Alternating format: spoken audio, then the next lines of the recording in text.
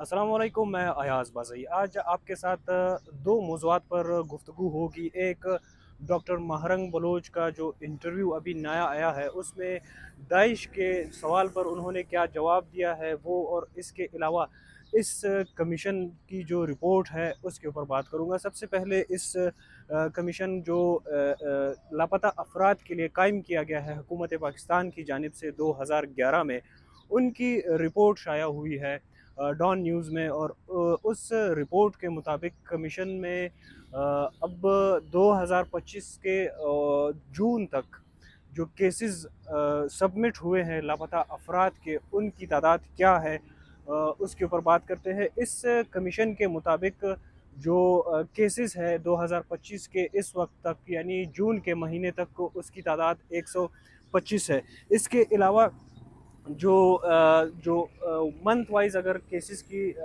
बात करें, जो रिपोर्ट के मुताबिक कमीशन ने बताया है, उसमें जून के महीने में सिर्फ जो अभी जून गुज़रा है उस महीने में 27 के करीब लापता अफराद के केसेस जो है वो सबमिट हुए हैं या जो कमीशन के पास मौसूल हुए हैं। इसके अलावा मई के दौरान जो है वो 19, अप्रैल के दौरान 11 केसेस है, और मार्च में 30 जो सबसे ज़्यादा इस साल के महीने के केसेस है। और इसके अलावा फरवरी में 12 केसेस और जनवरी में जो है वो 26 केसेस इस कमीशन को मौसूल हुए हैं लापता अफराद की जानिब से। तो इस रिपोर्ट के मुताबिक टोटल जो अब केसेस की तादाद, यानी 2011 के बाद से आज दिन तक जो केसेस की तादाद बन रही है मिसिंग पर्सनस की, जो इस कमीशन में रिपोर्ट हुए हैं, वो है तकरीबन 10,592 केसेस, और उनमें से 1,914 यानी 1914 केसेस को जो है वो डिस्पोज ऑफ कर दिया है, उनको या ढूंढ के दे दिया गया है, यानी उनका केस ख़त्म हो गया है। इसके अलावा 6,786 के करीब केसेस जो है वो ट्रेस हो गए हैं, और 4,771 के मिसिंग पर्सन जो है वो घरों को वापस आ चुके हैं। अलबत्ता 1,017 के करीब केसेस जो है वो, या बंदे जो लापता हुए हैं, वो इंटरनमेंट सेंटर्स में मौजूद है, और 705 बंदे जो मिसिंग पर्सनस की लिस्ट में मौजूद है, इनके पास वो जेलों में मौजूद है।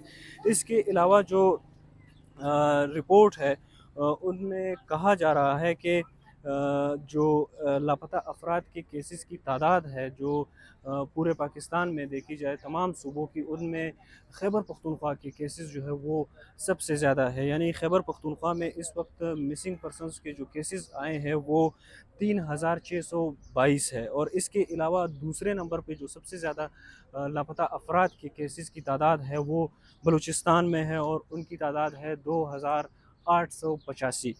सिंध में भी इसी तरह 1,847 के करीब केसेस है, और पंजाब में भी जो सबसे कम है 1,752 के करीब केसेस की तादाद है। तो ये रिपोर्ट अभी तक जो मौसूल हुई है इस कमीशन की, उसके मुताबिक जो जून के महीने तक जो डेटा है मिसिंग पर्सनस का, वो शाया कर दिया गया है। इसके अलावा जो दूसरे मौजू के ऊपर मैं आपके साथ बात करना चाह रहा था, वो डॉक्टर महरंग बलोच के केस क्या है।